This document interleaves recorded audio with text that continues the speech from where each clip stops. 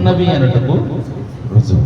అంటే నువ్వు ఒక ప్రార్థనావస్థను నెరవేర్చుకోగలుగుతున్నావు అంటే, ఒక ప్రార్థనావస్థ కోసం ప్రార్థన చేసినప్పుడు నీకు ఆ ప్రార్థనకు సంబంధించిన సమాధానము అస్పష్టంగా కనిపిస్తుంది కదా. నువ్వు ఒక కారు కొనాలనుకున్నావు, ఒక బండి కొనాలనుకున్నావు, నీకు 2 చక్రాలు బాడీ కనబడుతుంటుంది, ఆ బండి ఏంటో పూర్తిగా తెలియదు. 4 చక్రాల కారు కనిపిస్తుంది, కానీ అదేంటో పూర్తిగా తెలియదు. ఎగ్జామ్ పాస్ అవ్వాలనుకుంటావు, ఒక మంచి సెక్షన్లో జాయిన్ అవ్వాలనుకుంటావు, అదంతా ఊహగా ఉంటుంది, అదంతా తలంపుగా ఉంటుంది. నిజస్వరూపము జరిగినప్పుడు ఏమవుతుంది? నీలో నిజమైన సంతోషం వస్తుంది. హల్లెలూయా. ఈ మధ్యలో నువ్వు ప్రార్థన ప్రారంభించిన సమయానికి, నీవు ఆ ప్రార్థనావస్థను సంపాదించుకునే సమయానికి మధ్యలో ఉండే నిరీక్షణ నీ విశ్వాసానికి పరీక్ష.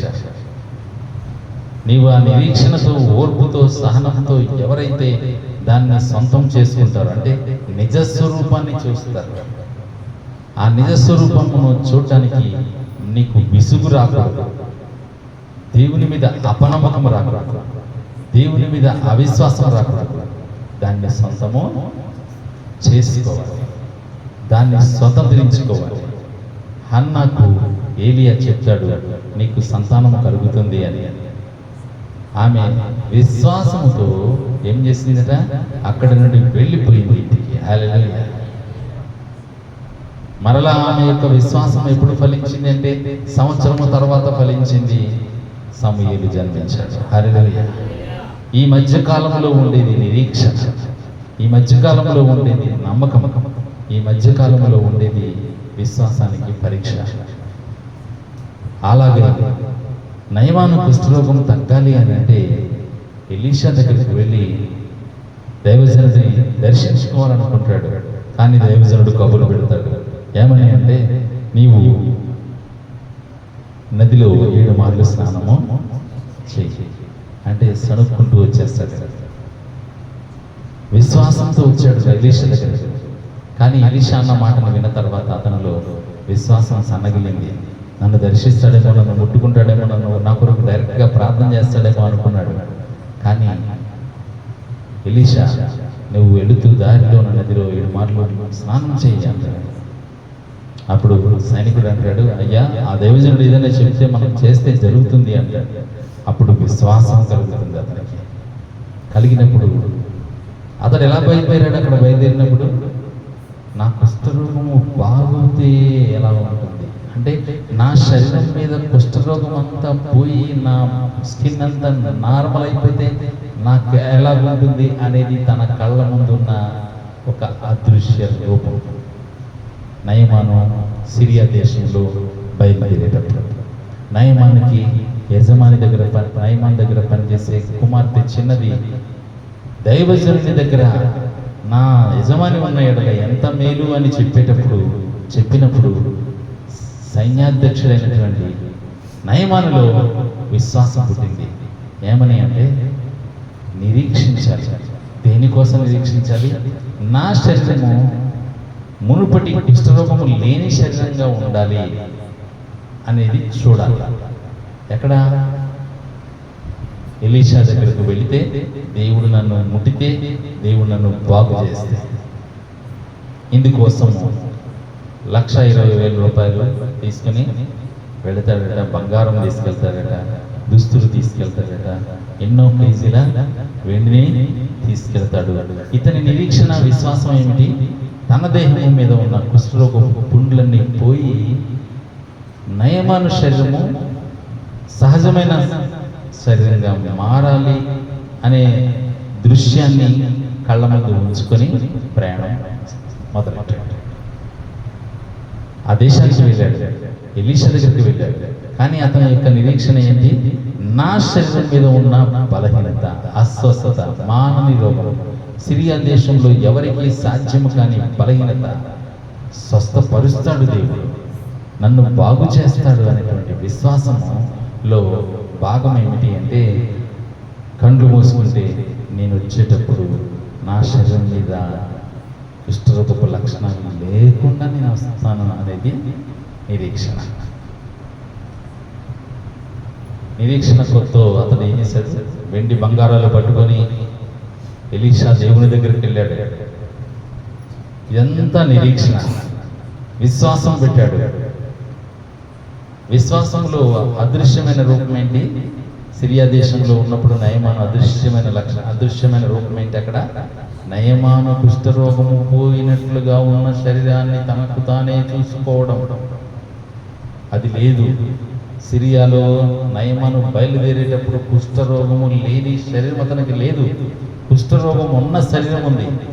కానీ విశ్వాసం ఏం తయారు చేస్తుందంటే నయమానులో కుష్ఠరోగము లేని శరీరాన్ని చూపించే ప్రయత్నం చేస్తుంది నయమాను యొక్క ఆత్మీయ నేత్రాలు. అలాగే నీ ప్రార్థనావస్థకు సమాధానము కూడా అదృశ్యమైనది, కంటికి ఇప్పుడు కనబడినది. నయమాను, అయ్యా ఎందుకైనా మంచిది, మీరు విశ్వాసంతో ఇక్కడికి వచ్చారు, నమ్మకంతో ఇక్కడికి వచ్చారు, మీ దేహము స్వస్థపరచుకోవడానికి ఇక్కడికి వచ్చారు, ఎందుకైనా మంచిది. అతని యొక్క నిరీక్షణ ఎలా గడ్డగించబడింది? తన యొక్క చిన్న ఆలోచనలతో. నేను ఇంత పెద్ద అధికారిని వస్తే ఎలీషా కనీసం వచ్చి దగ్గరకు వచ్చి విఐపి పాస్ ఇచ్చి విఐపి గేట్లో పంపించి, ఈ రోజుల్లో అయితే అలా ఉంటాయి కదా, ఆర్డినరీ గేట్లు విఐపి గేట్లు ఉంటాయి. కానీ ఎలీషా దగ్గర విఐపి గేట్లు ఏమీ లేవు. సరికదా విఐపి వచ్చినా పట్టించుకోలేదు. కారణం ప్రేయర్లో ఉన్నాడో మరి ఎక్కడున్నాడో తెలియదు. అతను రాకుండానే చెప్పేస్తాడు, అతన్ని వెళ్ళి ఫలానా నదిలో, యోర్దాను నదిలో 7 మారులు మునుగమంటాడు. కోపం వస్తుంది. అప్పుడు నిరీక్షణ దెబ్బతినే అవకాశం ఉంది కదా, విశ్వాసం దెబ్బతినే అవకాశం ఉంది కదా. అంటే ఎంత సున్నితమైందో చూడండి. నువ్వు ఒక ప్రార్థనావస్థను స్వతంత్రించుకోవాలి అంటే నీలో సణుగుడు రాకూడదు. నయమాను యొక్క విశ్వాసం సిరియాలో బయలుదేరినప్పుడు ఎలా ఉందంటే, నా దేహము ఆ ప్రవక్త దగ్గర మంచిగా స్వస్థపడిపోతుంది. ఇది అదృశ్యమైంది.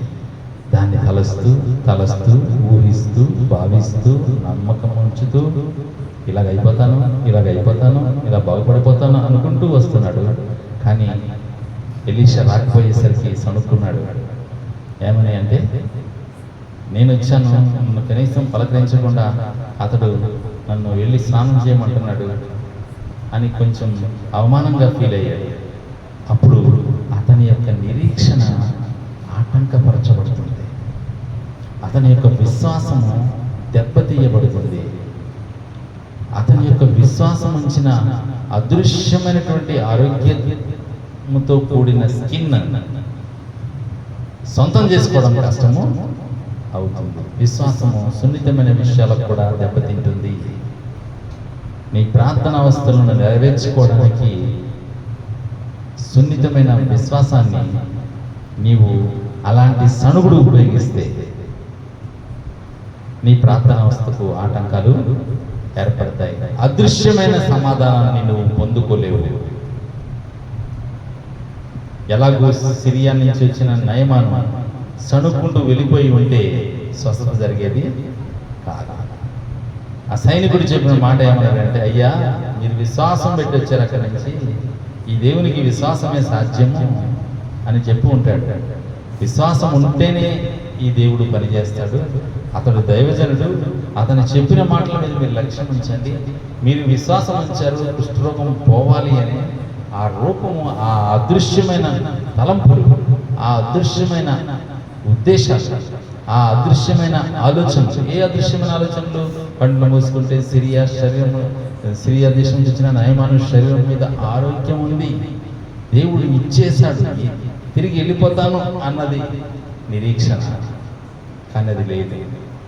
అది ఎప్పుడు వస్తుంది అంటే దేవుని మాట విన్నప్పుడు. హల్లెలూయా. సణుగుడిని విడిచిపెట్టి ఏం చేశాడంటే తన విశ్వాసము నిరీక్షణలో ఉంది కాబట్టి అది పరీక్షకు గురి అవుతుంది. 7 మారులు నదిలో మునిగాడు. 1వ మారు విశ్వాసము పరీక్షలోనే ఉంది. 2వ మారు మునిగినప్పుడు విశ్వాసము పరీక్షలోనే ఉంది. 3వ మారు మునిగినప్పుడు ఆ అదృశ్యమైనటువంటి నయమాను ఆరోగ్యవంతమైన స్కిన్ అదృశ్యమైంది, కనిపించడము లేదు. అది ఊహించుకుని వచ్చాడు. విశ్వాసంతో నేను వెళ్తున్నాను కాబట్టి నాకు స్వస్థత యెహోవా దేవుడు ఇస్తాడని. 6 మార్లు మునిగినా ఇంకా బుద్ధి కాలేదు. నిరీక్షణతో పరీక్షకు గురవుతుంది నయమాను యొక్క విశ్వాసం. 7వ మారు మునిగాడు. వచ్చేసరికి పసిపిల్లవాని దేహం వలె అయిపోయింది. హల్లెలూయా. ఇప్పుడు నయమాను సిరియా దేశంలో ఏ దృశ్యాన్ని అయితే అదృశ్యంగా భావించాడు. ఏ దృశ్యం అది? తన ప్రేయర్ రిక్వెస్ట్ చేస్తాడు, నా స్కిన్ మీద ఉన్న డిసీజ్ అంతా పోయి నా స్కిన్ నార్మల్ కావాలి అనే దృశ్యము సిరియా దేశంలో బయలుదేరినప్పుడు అదృశ్యమైనది, కంటికి కనబడినది. కానీ నిరీక్షణతో కూడి ప్రయాణము చేసి పరీక్షకు గురైనప్పుడు అతడు ఆటంకపరచబడ్డాడు. ఆలోచనల్లో ఆటంకపరచబడ్డాడు, నోటి మాటలతో ఆటంకపరచబడ్డాడు. అంతరంగ జ్ఞానాలు తన యొక్క స్వస్థతకు దూరముగా ఆలోచించేలాగా నిరీక్షణ పరీక్షలు ఎదురయ్యాయి. కానీ దేవుని వైపు చూసి దైవజనుని యొక్క మాటను లక్ష్య పెట్టి అతడు 7 మార్లు యోర్దాను నదిలో మునిగినప్పుడు అతని యొక్క దేహము పసిపిల్లవాని దేహం వలె అయింది. ఇప్పుడు నయమాను యొక్క అదృశ్యమైనటువంటి స్వస్థత ఇప్పుడు నిజస్వరూపాన్ని ధరించుకుంది. హల్లెలూయా. కాబట్టి నీకు మంచి ఎగ్జామ్లో మంచి ర్యాంక్ రావాలి అని ఇప్పటి నుంచి నువ్వు ప్రార్థనలో గడుపుతూ ఉంటే అది అదృశ్యంగా నువ్వు చూస్తున్నావు. హల్లెలూయా. అది అదృశ్యమైనది. కానీ ఒక దినం వస్తుంది, ఒక రోజు వస్తుంది, ఆ రోజున ఈ అదృశ్యమైనది నిజం కావాలి అని అంటే అదృశ్యమైన వాటిని నిజస్వరూపాలుగా మార్చే యేసయ్య వైపు నువ్వు చూడాలి. హల్లెలూయా. అబ్రహాముతో దేవుడు అన్నాడట, నీ సంతానాన్ని నేను ఆకాశ నక్షత్రముల వలె విస్తరింప చేస్తాను అన్నప్పుడు అబ్రహామును పిలిచి అబ్రహాం అన్నాడట, ఎలాగది నాకు ఎలాగ అర్థమవుతుంది అంటే రాత్రిపూట అన్నాడట, నువ్వు పడుకో, నక్షత్రాలు ఎప్పుడు కనబడతాయి? రాత్రి కనబడతాయి. పైకి చూపి నక్షత్రాలు లెక్క 1 2 3 4 5 6 7 లక్షలు 2 లక్షలు 3 లక్షలు 4 లక్షలు 5 లక్షలు. ప్రభువా నాకు నిద్ర వస్తుంది. ఎలా వరకు లెక్కెట్టాడో, మధ్యరాత్రి వరకు లెక్కెట్టాడో, నేను లెక్కించలేను ప్రభువా అని అంటే నీ సంతానం అలాగా అవుతుంది. నీ సంతానం అలా చేస్తానని నువ్వు చూడగలవా అన్నాడట. అంటే ఒక్కొక్క నక్షత్రం ముఖం మీద అబ్రహాము సంతానము మనములు మునిమనములు ఉంటారు. అంటే అబ్రహాము పైకి చూసి, ఓహో ఆ నక్షత్రాల్లా ఉంటారా నా సంతానము, అంతమంది అయిపోతారా, నమ్ముతాను ప్రభువా, నీకు వందనాలు. హల్లెలూయా. విశ్వాసం పెడతాను ప్రభువా, నీకు వందనాలు. నిరీక్షిస్తాను ప్రభువా, నీకు వందనాలు అన్నప్పుడు ఆ నిరీక్షణ ఇప్పుడు ఏమైంది? అబ్రహాం నాకు ఇస్సాకు పుట్టాడు, ఇస్సాకు నాకు యాకోబు పుట్టాడు, యాకోబుకు 12 మంది కుమారులు పుట్టాడు, 12 మంది ఒక దేశము అయ్యారు. ఆ వంశంలో నుంచి యేసుక్రీస్తుగా దేవుడు అవతరించాడు. ఆ యేసుక్రీస్తు పేరులో ప్రపంచంలో కోట్ల కొలది ప్రజలు రక్షణ పొందుతున్నారు. లెక్కించలేనంతగా ప్రతిరోజుకి మారుమనసు పొందే వారి సంఖ్య పెరిగిపోతుంది. హల్లెలూయా. అబ్రహాం యొక్క నిరీక్షణ నిజస్వరూపాన్ని ధరించుకుంది. ప్రతి ప్రార్థనావస్థకు నీవు త్వరగా నిరీక్షణ విశ్వాసాన్ని అభివృద్ధి పరుచుకోవాలి అని అంటే నిరీక్షించేటప్పుడు సణుగుపోనకూడదు, విసుగుకోకూడదు. ప్రార్థనావస్థ ఎందుకు నెరవేరలేదు అని నువ్వు దేవునికి వ్యతిరేకంగా దూరంగా జరిగిపోకూడదు. ఇక్కడ బైబిల్ ఏమని చెప్తుందంటే ఈ రోజున నువ్వు విశ్వాసంతో నిరీక్షిస్తున్నది నిజస్వరూపము సొంతం చేసుకుని నిజస్వరూపము అంటే దాని అర్థం ఏమిటి?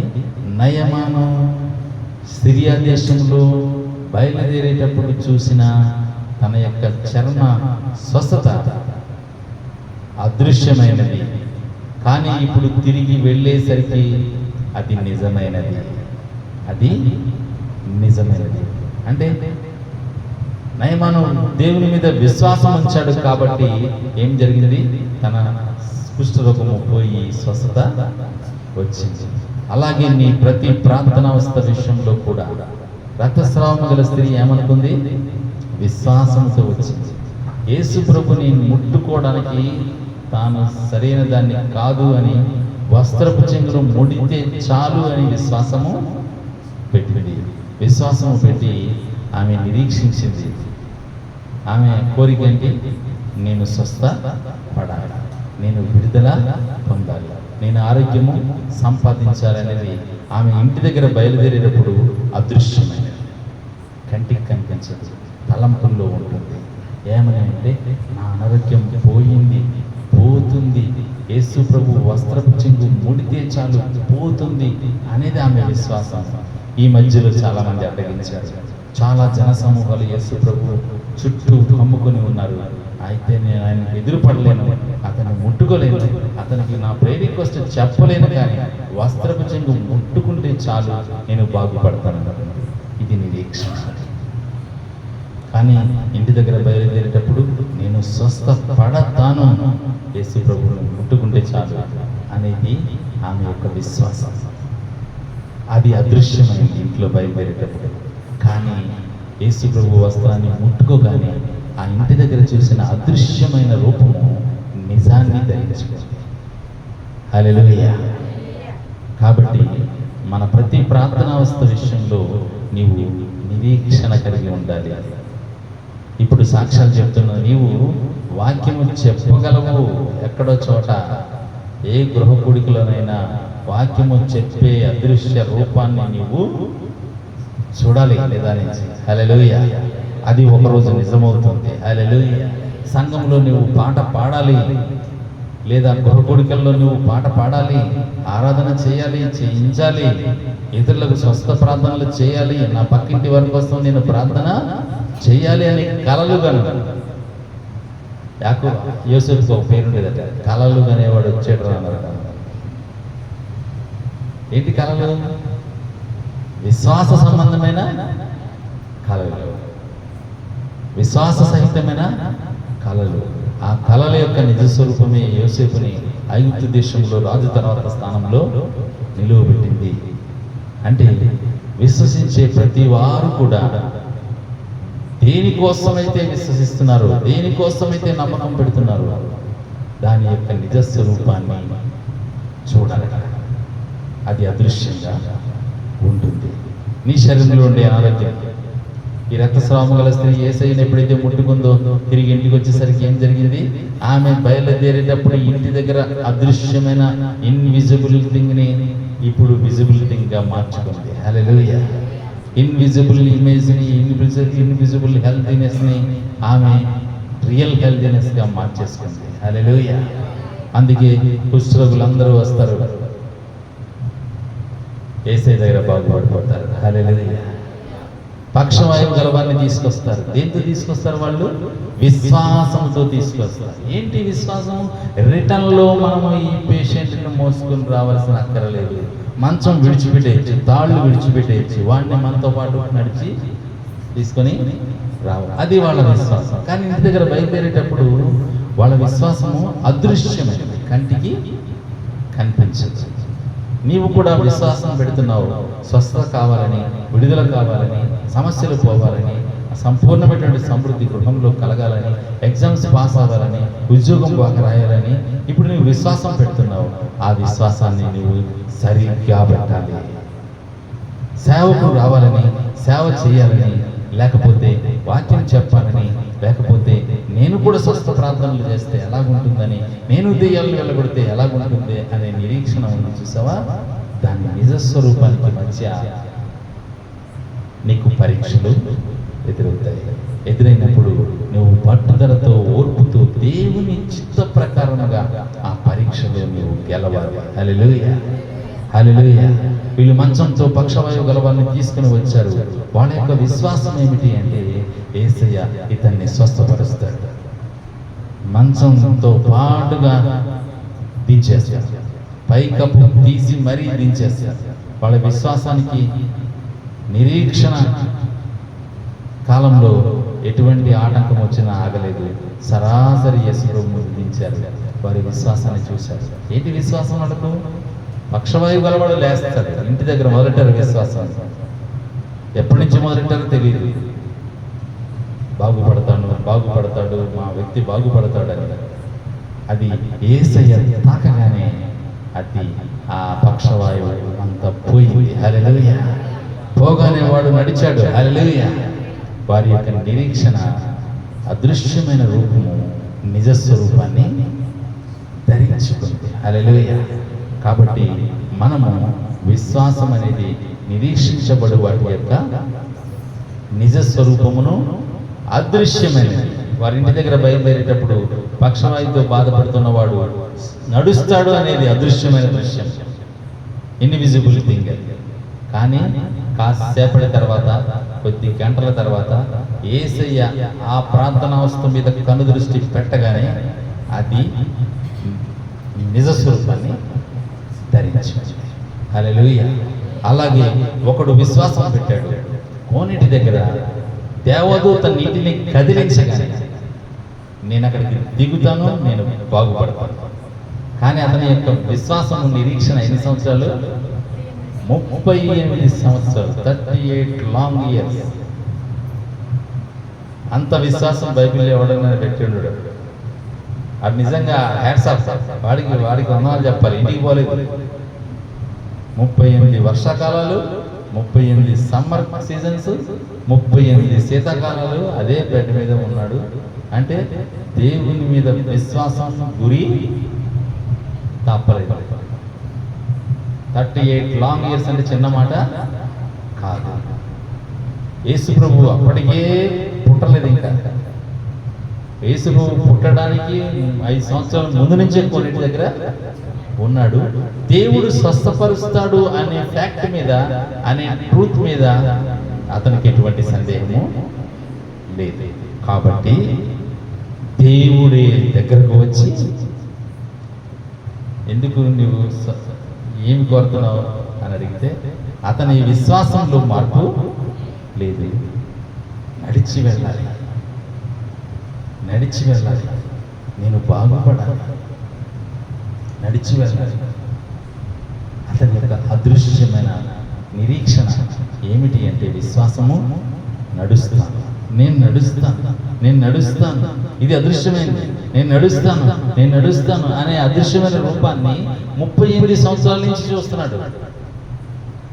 నన్ను ఎవరైనా దించితే పాడు. చూడండి, 38 సంవత్సరాల్లో అనేక మంది అక్కడికి వచ్చారు, కానీ ఎవరికి వీడిని దించాలనే దయా, జాలి, కనికరం 38 ఏళ్ళు పట్టలేదు. ఎవరికి గుర్తుకు రాలేదు. అయ్యో వీడిని ఎవరు దించలేకపోతున్నారో మనమైనా దించుదామనేటువంటి దయా, కనికరం ఎవరికి లేదు. ఎవడు మన వాడు స్వస్థపడుతున్నారు, కేరింతలు కొట్టుకుంటూ హ్యాపీగా వెళ్ళకెళ్ళిపోతున్నారు, కానీ వాడిని పట్టించుకోవడము లేదు. ఒక్కడే విశ్వాసాన్ని పెట్టుకున్నాడు. దానికోసం ఆటంకాలు వస్తున్నాయి. ఇతని శరీరం సహకరించట్లేదు. ఆ టైంకి ఇంకోటి దిగిపోతున్నాడు.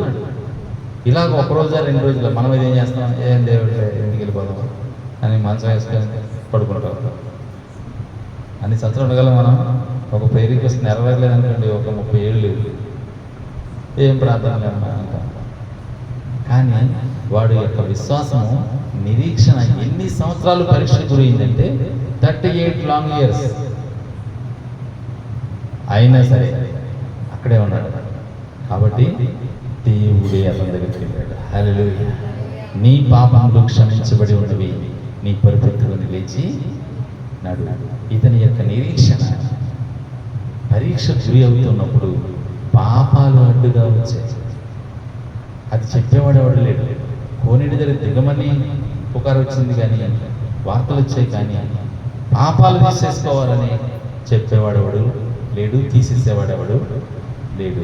అతని యొక్క నిరీక్షణకు ఫలితము దేవుడు అతన్ని సమీపించి స్వస్థపరిచినప్పుడు అతడు దేనికోసమైతే విశ్వాసం పెట్టాడు, ఆ పరుపుల నుంచి అక్కడ లేవాలి, నడవాలి అని, నడుస్తాను అనేటువంటి అదృశ్యమైన రూపము 38 ఇయర్స్ తర్వాత నిజ స్వరూపాన్ని ధరించుకుంది. హల్లెలూయా. ఆ నిజ స్వరూపానికి కారకుడు దేవుడు. హల్లెలూయా. కాబట్టి నీ విశ్వాసము మనుషులను ఆధారం చేసుకున్నకంట దేవుని యొక్క శక్తిని ఆధారం చేసుకొని ఉండాలి. దేవుని శక్తి ఏంటి? పరిశుద్ధాత్మ శక్తిని ఆధారం చేసుకొని ఉండాలి. కాబట్టి నీ జీవితంలో ప్రతి ప్రార్థనావస్థ ఇప్పుడు అదృశ్యమైనది. ప్రతి ప్రార్థనావస్థకు సంబంధించిన సమాధానము ఇప్పుడు అదృశ్యమైనది. కానీ అది నిజముగా నిజస్వరూపాన్ని ధరించుకున్నప్పుడు ఈరోజు అదృశ్యమైనది ఆ నిజస్వరూపాన్ని నువ్వు చూసినప్పుడు ఈ అదృశ్యమైనది ఏమవుతుంది? నీ తలంపుల్లో ఉన్న అదృశ్యమైనది నిజముగా మారుతుంది. హల్లెలూయా. కాబట్టి దానిని బట్టియే పెద్దలు సాక్ష్యము పొందింది. అంటే దాని అర్థం ఏంటి? అదృశ్యమైనవి ఉన్నవి అనుటకు రుజువై ఉంది. అంటే నీ తలంపుల్లో దేన్నైతే సమాధానంగా భావిస్తున్నావో, తలస్తున్నావో, ఊహిస్తున్నావో అది విశ్వాసమునకు కర్తయు దానిని కొనసాగించువాడునైన యేసు వైపు నీవు చూస్తూ దాన్ని సొంతము చేసుకున్నప్పుడు ఈ అదృశ్యమైనది దృశ్య రూపంలోకి వస్తుంది. హల్లెలూయా. చేతబడి చేసేవాళ్ళు ఇలాగే చూపించాను పెద్దలు జనాలు. అర్థమైందా? చేతబడి చేసేవాళ్ళు దెయ్యాలని దగ్గరెత్తుకొని మనిషి చచ్చేయడని చూసి అని చెప్పారు. మనం ఆ పనులు చెయ్యాలి. మనము పరిశుద్ధుల గుంపులో ఉంటాం. అంతర్శుద్ధం చేసే వాళ్ళు ఎందుకు బొమ్మను చేస్తారు? ఈ మనిషి బొమ్మను చేసి పలానా స్త్రీను అంటారు. ఎందుకు? ఆడికి అదృశ్య రూపం సరిగ్గా కనబడనందువల్ల రిహార్సల్ వేసుకోవడానికి, మోడల్ మాక్ డ్రిల్ చేయడానికి, మోడల్ పెట్టుకోవడానికి బొమ్మను చేస్తారు. యారోతో ఎందుకు కొడతాడు? వాడికి దెబ్బ తగిలింది అనే దృశ్యాన్ని చూడటానికి కొడతాడు. అది నిజ స్వరూపం అయిపోతుంది. పరిశుద్ధమైన దేవుని జనాంగం ఇలాంటి పనులు చేయదు, ఇలాంటి చీకటి కార్యాలు చేయదు. వాళ్ళు ఏం చేస్తారు? వాళ్ళు అపవాదిని తోడు వేసుకొని అదృశ్యమైనటువంటి దుర్మార్గ పనులు చేస్తారు. నీవైతే దేవుని కుమారుడు కుమార్తె కనుక నీవు కూడా విశ్వాసంతో వారి కొరకు ప్రార్థన చేస్తావు, వారికి విడుదల కలుగుతుంది. రెండు విశ్వాసంతోనే జరుగుతాయి. కానీ మనము క్రీస్తునందు విశ్వాసం ఉంచుతాము, వారు దురాత్మల మీద విశ్వాసం ఉంచుతారు. దురాత్మలను సేవిస్తూ యేసుక్రీస్తునకు దూరముగా ఉన్న వారిని వారు ఓడించడానికి ప్రయత్నము చేస్తారు. ఇక్కడ ప్రపంచములు దేవుని వాక్యం వలన నిర్మాణమై ఉన్నవి. ప్రపంచములు ఎలా నిర్మాణమైనట? దేవుని వాక్యం వలన. అందును బట్టి దృశ్యమైనది కనబడు పదార్థములచే నిర్మింపబడలేదనియు విశ్వాసము చేత గ్రహించుకొనుచున్నాము కదా. మన కంటికి కనిపిస్తున్నది కనబడి పదార్థముల చేత నిర్మించబడలేదు. విశ్వాసమును బట్టి హేబేలు కయ్యూను కంటే శ్రేష్టమైన బలి దేవునికి అర్పించెను. కయ్యూని ఏం చేశాడు? దేవునికి ఇష్టమైన బలిని విశ్వాసముతో అర్పించాడు, దేవుని మీద నమ్మకంతో అర్పించాడు. హేబేలు పగ, ద్వేషము, కక్షతో అర్పించాడు. కయ్యూను కంటే శ్రేష్టమైన బలిని హేబేలు అర్పించాడు. దేవుడు అతని అర్పణల గురించి సాక్ష్యం ఇచ్చినప్పుడు అతడు ఆ విశ్వాసమును బట్టి నీతిమంతుడని సాక్ష్యము పొందాడు. హేబేలు గురించి దేవుడు అతని అర్పణల గురించి సాక్ష్యం ఇస్తూ అతడు విశ్వాసమును బట్టి నీతిమంతుడని సాక్ష్యము పొందెను. అతడు మృతి పొంది విశ్వాసము ద్వారా మాట్లాడుచున్నాడు. అంటే మరణించాడు, కానీ విశ్వాసం ద్వారా మనం అతని గురించి చెప్పుకుంటున్నాం. విశ్వాసమును బట్టి హానోకు మరణము చూడకుండానట్లు కొనిపోబడిను. అతడు కొనిపోబడక మునుపు దేవునికి ఇష్టడై ఉండెనని సాక్ష్యము పొందెను. కాగా దేవుడు అతన్ని కొనిపోయాను గనుక అతడు కనబడలేదు. హానోకు అనేటువంటి ఒక ప్రవక్త ఉంటాడు ఆది కాండంలో. అతడు దేవునితో నడిచిపోయాను అని రాశాడు. మరణించలేదట. ఇద్దరు మాత్రమే బైబిల్లో మరణించకుండా దేవునితో వెళ్ళిపోయిన వాడు. ఒకటి హానోకు, రెండోవాడు ఏలియా. ఇద్దరు మాత్రమే చావును చూడకుండా వెళ్ళిపోయారు. ఈ ఇద్దరి గురించి అంటే మరలా రెండవసారి భూమి మీదకు రాబోతున్న ప్రకటన గ్రంథంలో ఉన్న ఇద్దరు సాక్షులు 11, 12 అధ్యాయాల్లో ఉన్నటువంటి ఇద్దరు సాక్షుల్లో హానోకు ఏలియా కావచ్చు అని ఒక అధ్యాయం. అంటే హానోకు చావును చూడకుండా వెళ్ళిపోయాడు, ఏలియా చావును చూడకుండా వెళ్ళిపోయాడు. దేవుడు తీసుకుని వెళ్ళిపోయాడు. ఇద్దరు సాక్షులకు నేను అధికారం ఇస్తాను, వాళ్ళు ఆకాశాన్ని వర్షింపకుండా చేయనట్లు, నీటిని రక్తముగా మార్చినట్లు ప్రవచించే అభిషేకం వారికి ఉన్నది, వారు యెరూషలేము వీధుల్లో ప్రకటనలు చేస్తారు అని ప్రకటన గ్రంథంలో ఉంటుంది. ఆ ప్రకటన గ్రంథంలో వస్తున్న ఇద్దరు వ్యక్తులే హానోకు, ఏలియా అని లోకంలో, అంటే బైబిల్ క్రైస్తవ ధ్యానాల్లో అది ఒక విషయం. కాబట్టి విశ్వాసాన్ని బట్టి వాళ్ళు ఏం చేశారు? దేవునితో నడిచిపోయారట. దేవునితో నడిచి వారు పరలోక రాజ్యానికి వెళ్ళిపోయారు. కాబట్టి విశ్వాసం అనేది వాళ్ళు పరలోక రాజ్యానికి మేము వెళ్ళగలము అనేటువంటి గొప్ప విశ్వాసం, దేవునితో మేము వెళ్ళగలము అనేటువంటి గొప్ప విశ్వాసంతో వారు ఉన్నారు కనుక వారు దేవునితో నడిచిపోయారు.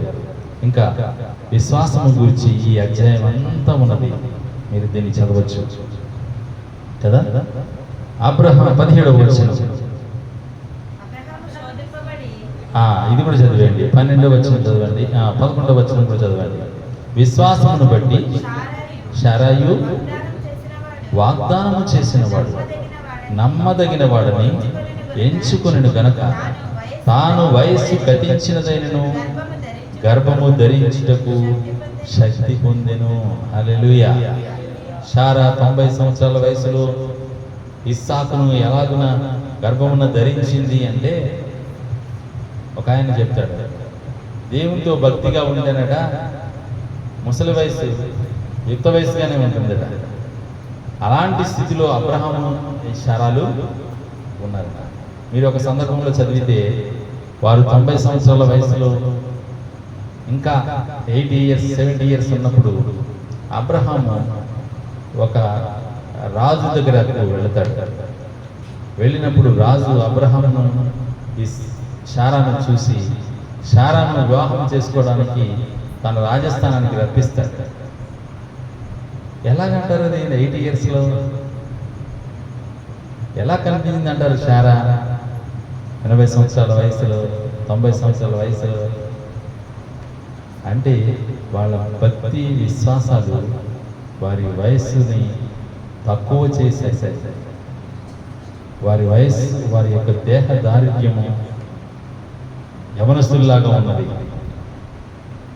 అప్పుడు రాత్రి దేవుడు కలలో కనపడి ఆ రాజుతో అంటాడట, నీవు తీసుకొచ్చినటువంటి ఆ స్త్రీ ఎవరనుకుంటున్నావు? అబ్రహాము భార్య, అతడు ఒక ప్రవక్త, నీ కొరకు ప్రార్థన చేస్తాడు, నువ్వు దీవించబడతావు అన్నాడట కలలో కనిపించి. హల్లెలూయా. అంటే కొంప ముంచావు, నన్ను చంపేసిండేవాడు మీ దేవుడు అని మళ్ళీ కౌరు పెడతాడు అబ్రహాముకి. ఆదికాండంలో ఉంటుంది కదా. శారాయిని, నీ భార్యను నువ్వు తీసుకెళ్ళిపో, రాత్రి దేవుడు నాకు కలలో కనబడి నీతో ప్రార్థన చేయించుకోమన్నాడు, నువ్వు ప్రవక్తవట కదా అని పిలుస్తాడు. పిలిచినప్పుడు అబ్రహాం ఏం చేస్తాడు? అతను రాజు, నన్ను చంపేస్తాడేమో నా భార్య నిమిత్తము. అంటే భార్య నిమిత్తం ఎందుకు రాజుని చంపేస్తాడు అంటే, భార్య సుందరంగా ఉన్నది కాబట్టి చంపేస్తాడేమో అని భయపడతాడు. కానీ ఏం చేస్తాడు? ప్రార్థన చేస్తాడు. శారాను విడిపించడం కోసం ప్రార్థన చేస్తాడు. ఆ ప్రార్థనలో కూడా మరలా విశ్వాసము, నిరీక్షణ. శారా మరలా ఇంటికి రావాలి, నిరీక్షణ. శారా మరలా ఇంటికి రావాలి, విశ్వాసం. దాని స్వరూపం ఇప్పుడు అదృశ్యమైంది. రేపు అనేది జరిగినప్పుడు నిజం జరుగుతుంది అని నిరీక్షణతో ప్రార్థన చేసినప్పుడు రాత్రి కలలోనికి దేవుడు రాజుగారికి ప్రత్యక్షమయ్యాడు. నీవు తీసుకొచ్చిన ఆ స్త్రీ ఒక ప్రవక్త యొక్క భార్య, నువ్వు విడిచిపెట్టబోయావంటే నువ్వు నష్టపోతావు. అబ్రహామును పిలిచి ఆమెను అప్పగించి నువ్వు ప్రార్థన చేయించుకో, అతడు నీ కొరకు ప్రార్థన చేస్తాడంటాడు. అప్పుడు అబ్రహామును పిలిచి ప్రార్థన చేసుకుంటాడు. శారా ఇంటికి వస్తుంది. ఇది ప్రార్థన అవస్థ అదృశ్యమైనది కొద్ది రోజులు, కానీ దేవుడు దాన్ని నిజస్వరూపాన్ని ఇచ్చి శారాని ఇంటికి నడిపిస్తాడు. ఇక్కడ ఇలాంటి శారా 90 సంవత్సరాల వయసులో గర్భము ధరించే శక్తిని పొందుకుంది విశ్వాసం ద్వారా అంటాడు. అంటే ఏంటి? ఆమె శరీరమందుకు సహకరించే స్థితిలో మారడానికి విశ్వాసంతో ప్రార్థన చేసుకున్నారు. దేవా, నీకు అసాధ్యమైనది ఏది లేదు, నువ్వు సంతానం ఇస్తాను అంటే నువ్వు ఇస్తావు. అది మా నిరీక్షణ, అది మా విశ్వాసం. మా కుమారుని ఇస్తాన్నావు అంటే ఎలాంటి ఊహలు గురించి ఉంటుంది? కుమారుని ఉయ్యాల్లో వేసినట్టు, ఆడించినట్టు, ఇవన్నీ అదృశ్యమైన దృశ్యాలు, కంటికి కనిపించవచ్చు. కానీ సంవత్సరం తర్వాత నిజమయ్యాయి దేవుని పేరులో. హల్లెలూయా. తర్వాత 12వ వచనం, అందుచేత మృతతుల్యుడైన ఆ ఒకని నుండి, అంటే వృద్ధుడైనటువంటి ఆ ఒకని నుండి సంఖ్యకు ఆకాశ నక్షత్రముల వలెను సముద్ర తీరమందలి లెక్కింప సఖ్యము కాని ఇసుక వలెను సంతానము కలిగెను. హల్లెలూయా.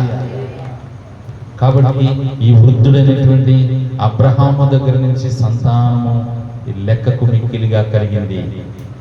అంటే నీకు కూడా ఆత్మీయ సంతానము కలుగునుగాక, నీ ద్వారా అనేకులు రక్షణ పొందుదురుగాక.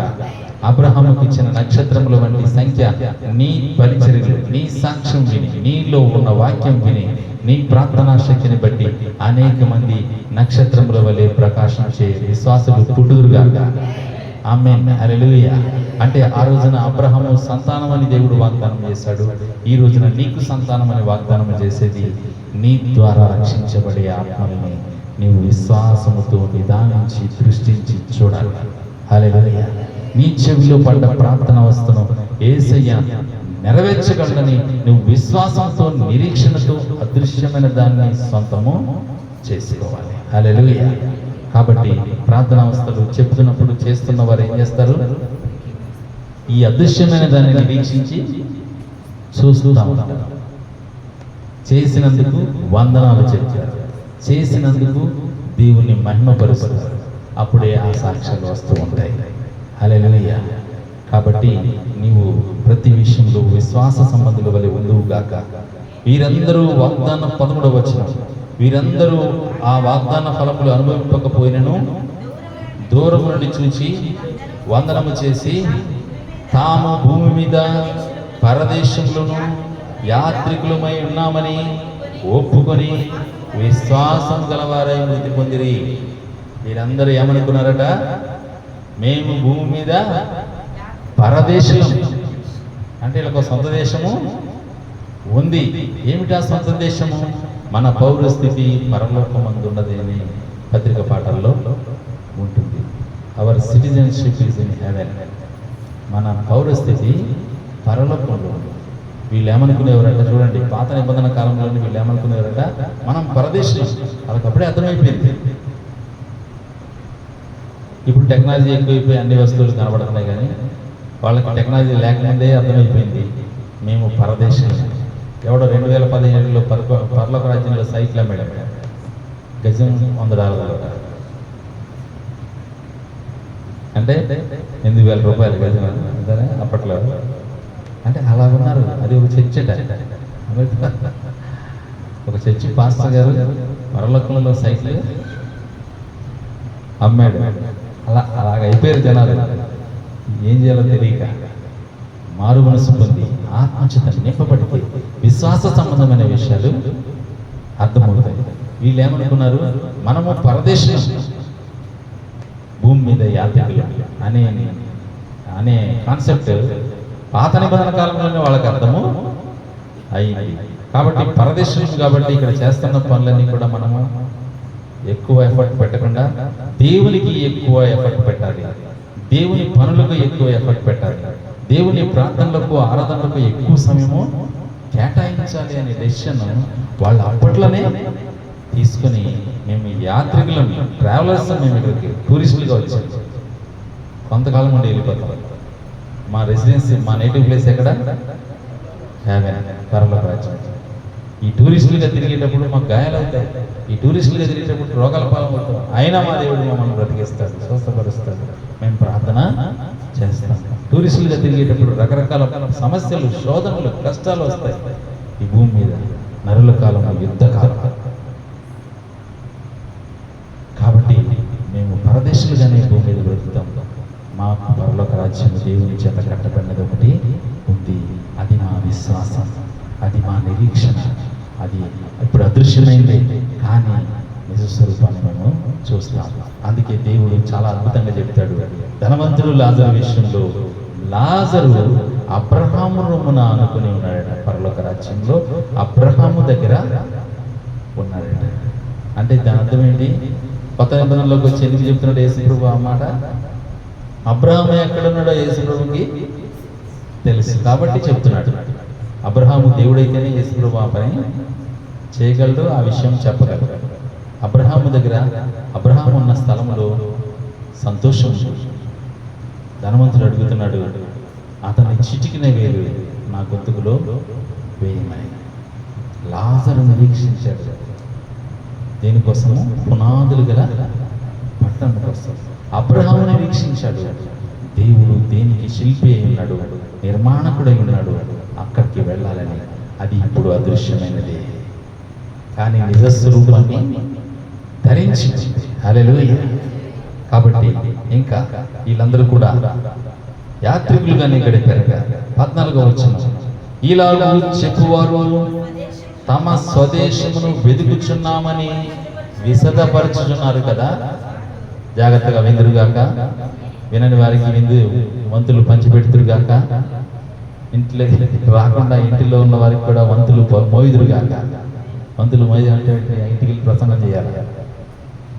ఈరోజు ఆన్లైన్లో ఏం జరిగిందమ్మా అంటే, నువ్వు ప్రసంగం చెయ్యాలి. హల్లెలూయా. వారు ఏం చేశారట? వాళ్ళందరూ కూడా విశ్వాసంతో తమ స్వదేశమును వెతుకుచున్నామని. వీళ్ళ స్వదేశం ఏమిట? పరలోక రాజ్యం. దాన్ని ఏం చేస్తున్నారు? భూమి మీద ఉండే వెతుకుతున్నారు. ఇప్పుడు మనం కొత్త నిబంధనలో ఉన్నాం. భూమి మీద పరలోక రాజ్యాన్ని వెదకాలి అంటే దేవుని వేలితో దెయ్యాలని వెళ్ళగొట్టాలి. హల్లెలూయా. అప్పుడే పరలోక రాజ్యం మీ ఎదుట ఉన్నది అని దేవుని యొక్క వాగ్దానము నెరవేరుతుంది. దేవుడు పరలోక రాజ్యాన్ని భూమి మీదకు దించడానికి మరి మన కోసం శరీరధారిగా భూమి మీదకు వచ్చాడు. నీవున్న చోట నీవు దేవుని పరిచర్య చేసి, దేవుని సాక్ష్యం చెప్పి, బంధకాలను వారిని విడిపించి, అపవాదిని కూలుస్తూ ఉంటే దేవుని రాజ్యం మీ ఎదుటనే ఉన్నది. హల్లెలూయా. వారు ఏ దేశం నుండి వచ్చారో ఆ దేశమును జ్ఞాపకం ఉంచుకున్న ఎడల మరలా వెళ్ళుటకు వారికి వీలు కలిగి ఉండును. వారు ఎక్కడి నుంచి వచ్చారు? ఇశ్రాయేలీలందరూ కూడా ఐగుప్తు దేశం నుంచి వచ్చారు, పాపలోకం నుంచి వచ్చారు, చీకటి లోకం నుంచి వచ్చారు. దాన్ని వారు జ్ఞాపకం ఉంచుకున్న ఎడల మరలా వెళ్ళుటకు వారికి వీలు కలిగి ఉండును. నీవు కూడా పాపాన్ని విడిచిపెట్టి పరిశుద్ధముగా ఉండడానికి అపవిత్రమైన వాటిని, పాపమునంతటినీ విసర్జించి వచ్చావు.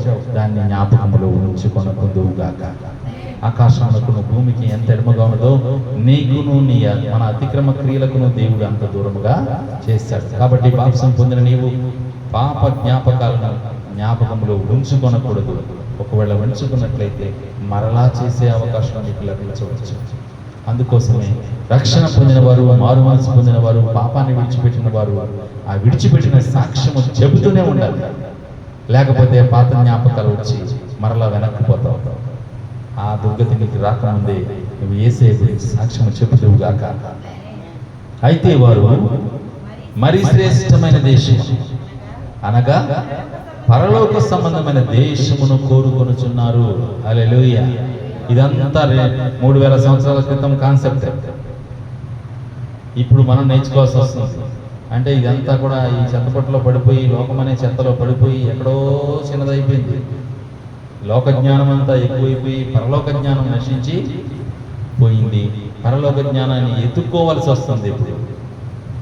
కాబట్టి వారు పరలోక సంబంధమైన దేశమును కోరుచున్నారు. మరి శ్రేష్టమైన దేశం అంటే. అందుచేత వారి దేవుడిని అనిపించుకున్నట్టుకు దేవుడు వారిని గూర్చి సిగ్గుపడడు. ఏలయనగా ఆయన వారి కొరకు ఒక పట్టణమును సిద్ధపరచి ఉన్నాడు. హల్లెలూయా. కాబట్టి మనకందరి కోసము దేవుడు ఒక పట్టణాన్ని సిద్ధపరిచాడు.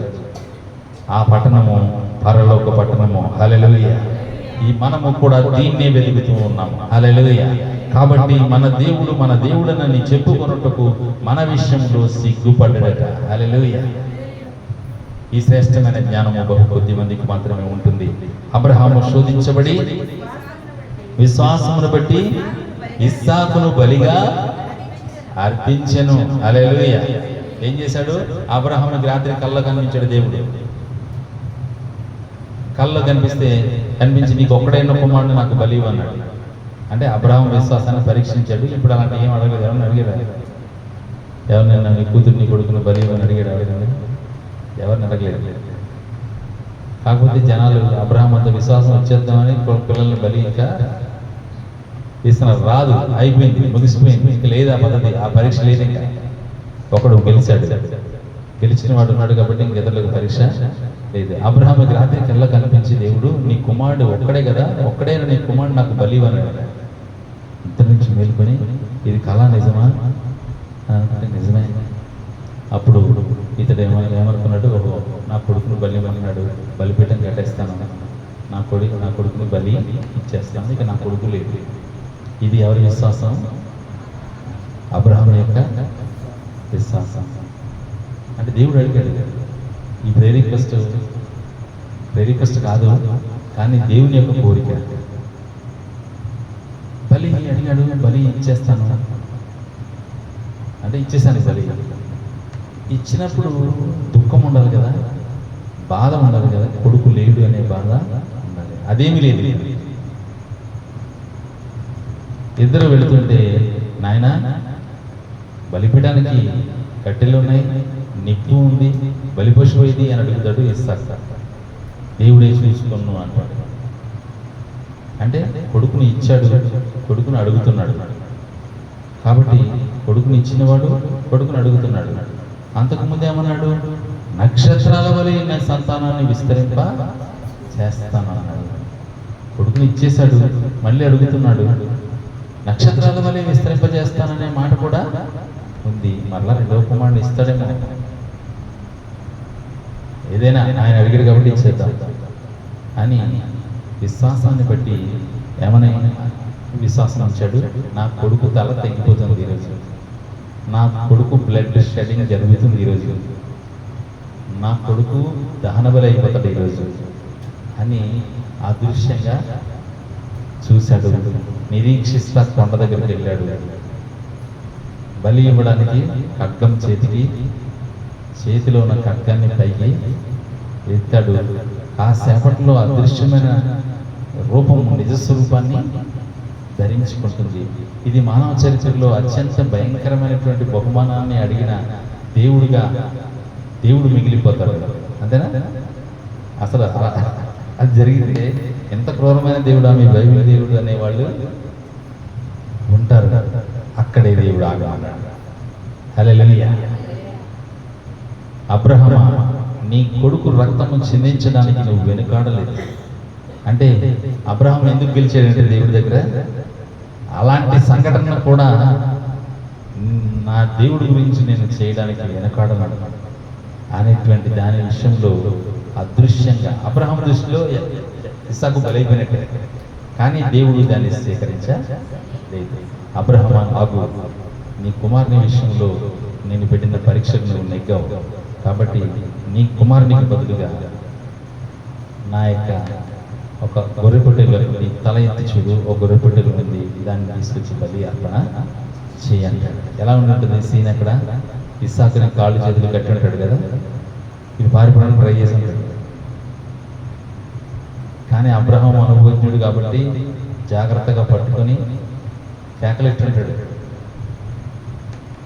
ఆయన వీరికి ఏం చెప్పాడు? నేను చంపేస్తాను, నేను బలి ఇస్తాను, నువ్వు దేవుడి దగ్గరికి వెళ్ళిపోతావు డైరెక్ట్గా అని ఏదో చెప్పాడు కదా.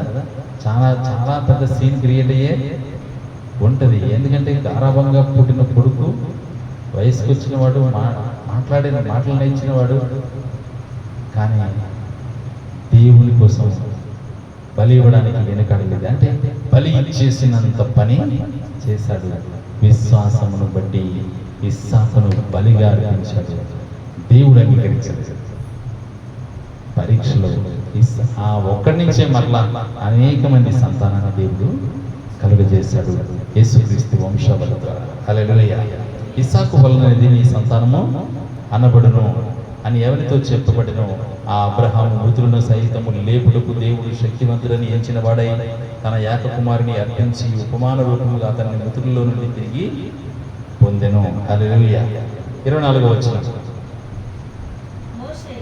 మోషే పెద్దవాడైనప్పుడు విశ్వాసమును బట్టి ఐగుప్తు ధనము కంటే క్రీస్తు విషయమైన నింద గొప్ప భాగ్యమని ఎంచుకొని అల్పకాలము పాపభోగము అనుభవించుట కంటే దేవుని ప్రజలతో శ్రమ అనుభవించడం మేలని యోచించి ఫరో కుమార్తె యొక్క కుమారుడిని అనిపించుకున్నటకు ఒప్పుకొనలేదు. ఎలా అనగా అతడు ప్రతిఫలముగా కలుగబోవు బహుమానమందు దృష్టి ఉంచెను. హల్లెలూయా. మోషే కూడా పరలోక రాజ్యాన్ని దృష్టి ఉంచి ఐగుప్తు దేశపు ధనము, ఆస్తి, సంపద, రాజకుమారుడు అనేటువంటి పేర్ల కంటే పరలోక రాజ్యానికి సంబంధించిన క్రీస్తుని గురించిన నింద గొప్ప భాగ్యం అని ఇచ్చాడు. హల్లెలూయా. కాబట్టి నీ ప్రార్థన అవస్థల యొక్క అదృశ్య స్వరూపాన్ని నువ్వు స్వతంత్రించుకోవాలి అని అంటే విశ్వాసమును కర్త దాన్ని కొనసాగించే యేసు వైపు నువ్వు చూడాలి. ఒక ఆయన అడిగారట, పాల్యాంచో, డాక్టర్ పాల్యాంచో అని సౌత్ కొరియాలో మంచి ప్రసంగికుడు, పెద్ద చర్చ్ లీడర్, మహా పాస్టర్ ఒక ఆయన. ఒక ఆమె వచ్చింది, అడిగిందట, అయ్యా నా మ్యారేజ్ కోసం ప్రార్థన చేయండి అని. అంటే నేను ప్రార్థన చేస్తానమ్మా, నువ్వేం ప్రార్థన చేస్తున్నావు అని. అయ్యా నేను నాకు మ్యారేజ్ కావాలని ప్రార్థన చేస్తున్నాను. ఎప్పటి నుంచి ప్రార్థన చేస్తున్నాను అంటే 3 years 4 years నుంచి ప్రార్థన చేస్తున్నాను, ఇంతవరకు ఏమీ జరగలేదు. అయితే ఓ పని చెయ్యి, నీకు కావలసిన పెళ్లి కొడుకు ఎటువంటి వాడై ఉండాలి చెప్పు. పేపర్ తీసుకో, పెన్ తీసుకో, నీకు కావలసిన పెళ్లి కొడుకు ఎటువంటి వాడై ఉండాలంటే తెల్లగా ఉండాలి, నీకంటే ఎంత ఎత్తు ఉండాలో రాసుకోవాలి, నాకంటే 3 అంగుళాలు ఎక్కువ ఉండాలని, ఏం చదివి ఉండాలో రాసుకో, గ్రాడ్యుయేషన్ చదివి ఉండాలని రాసుకో, జాబ్ చేయాలా, అన్ఎంప్లాయీగా ఉండాలా, బిజినెస్ చేయాలా, జాబ్ చేయాలి, ఏ జాబ్ చేయాలి, టీచర్ జాబ్ చేయాలి, అతనికి అంతేనా అర్హతలు ఇంకేమైనా కావాలి అంటే సేవలో సహకరించేవాడిగా ఉండాలి, మ్యూజిక్ తెలిసిన వాడై ఉండాలి, ఇవి కోరికలు ఉండాలని రాస్తారు. ఇలాగ 10 అంశాలు 12 అంశాలు చెప్పిందట. చెప్తే అవన్నీ పేపర్లో రాసుకొని నువ్వు ప్రార్థన గదిలో నీ గోడ గంటించి నేను ప్రార్థన చేస్తాను. ఇతన్ని నువ్వు ఊహించగలవా? ఇన్ని లక్షణాలు చెప్పావు, టీచర్ అయ్యి ఉండాలి, మ్యూజిక్ వచ్చి ఉండాలి, పాటలు పాడగలిగి ఉండాలి, ప్రార్థనలకు సహకరించగలిగి ఉండాలి, నీకంటే 3 అంగుళాలు ఎత్తు ఎక్కువ ఉండాలి, తెల్లగా ఉండాలి అని నువ్వు కొన్ని లక్షణాలు చెప్పావు కదా. ఈ వ్యక్తి రూపాన్ని నువ్వు ఊహించగలవా? ఎందుకు ఊహించడం? విశ్వసించాలి. ఊహిస్తేనే అంటే సమాధానాన్ని ఊహించాలి. ఆన్సర్, ఆ సమాధాన ప్రై రిక్వెస్ట్ యొక్క ఫలితాన్ని నువ్వు ఊహించాలి. ఊహించగలవా అని అంటే ఊహిస్తాను. కనిపిస్తున్నాడా? నాకు కళ్ళు మూసుకో, కనిపిస్తున్నాడా? అస్పష్టంగా కనిపిస్తున్నాడు, అంతే కదా, అస్పష్టంగానే కనిపిస్తాడు, చూడలేదు ఎప్పుడు. ఇవిడ లక్షణాలు చెప్పింది అంతే. కాబట్టి నేను ప్రార్థన చేస్తాను, యేసు ప్రభువా, ఈమె ఎవరినైతే అదృశ్యంగా చూస్తుందో యేసుక్రీస్తు నామములో నిరీక్షణ పెట్టి విశ్వాసం పెడుతుండగా ఈమెకు భర్తగా అతన్ని తీసుకుని రా అని ప్రార్థన చేసేది. హల్లెలూయా. మరలా 2 years 1.5 years అయిపోయిన తర్వాత ఈ పాలెం చగర చర్చికి వెళ్ళారు. వెళితే ఆమె పరిగెత్తుకుని వచ్చి పాస్టర్ గారికి సాక్ష్యం చెప్పింది. ఏమిటి సాక్ష్యం అంటే, మీరు పేపర్లో ఏ అంశాలకి రాయించారో అలాంటి అదృశ్యమైన వ్యక్తి కోసమే నిరీక్షించమన్నారు. యేసు ప్రభు పేరులో ప్రార్థనలో అదే దృశ్యాన్ని నిరీక్షించమన్నారు. అదే దృశ్యాన్ని నేను నిరీక్షించాను. దేవుడు నాకు అలాంటి మనిషినే ఇచ్చాడు. హల్లెలూయా. అవే కొలతలు, అవే రంగు, అదే ఉద్యోగం, అదే క్యారెక్టరు, అదే టాలెంట్స్, అదే గిఫ్ట్స్తో ఇచ్చాడు. అంటే ప్రార్థన అంశాన్ని విశ్వాసముతో నిరీక్షించి నిజస్వరూపంగా మార్చుకోవడం. హల్లెలూయా. కాబట్టి నీవు కూడా బలహీనమైన ఆలోచనలు కాక నీ ప్రార్థన అవస్థలు బలమైన కార్యాల వైపు ఉండునుగాక, ఉన్నతమైన వాటి మీద ఉండునుగాక. దేవుడు యోగ్యమైన వాటి మీద నీ యొక్క విశ్వాసమును నువ్వు ఉపయోగించుకుందువుగాక. నీ దేహంలో అనారోగ్యం ఉంటే నువ్వు అనారోగ్యంతో మాట్లాడగలరా? హల్లెలూయా. యేసు ప్రభువు పేరున నీవు అనారోగ్యానికి సంబంధించిన ఆరోగ్యకరమైన సాక్ష్యాన్ని చెప్పడానికి సిద్ధపడాలి. హల్లెలూయా. కాబట్టి విశ్వాసాన్ని గురించి చాలా చాలా చాలా వాక్యాలు ఇక్కడ రాసి ఉన్నాయి. కనుకనే హెబ్రీయులకు రాయబడిన పత్రిక 12వ అధ్యాయము మొదటి వచనం. ఇంత గొప్ప సాక్షి సమూహం, అబ్రహాము, ఇస్సాకు, యాకోబు, షారా వంటి వారు, యాకోబు వంటి వారు కదా. యాకోబునకు దేవుడు చెప్తాడట, యాకోబుతో మామగారు అంటాడు, ఈ చివరి 7 సంవత్సరాల్లో మచ్చలు చారలు ఉన్న గొర్రెలు అయితే నావి, నీవి మచ్చలు చారలు లేని గొర్రెలు అయితే నావి.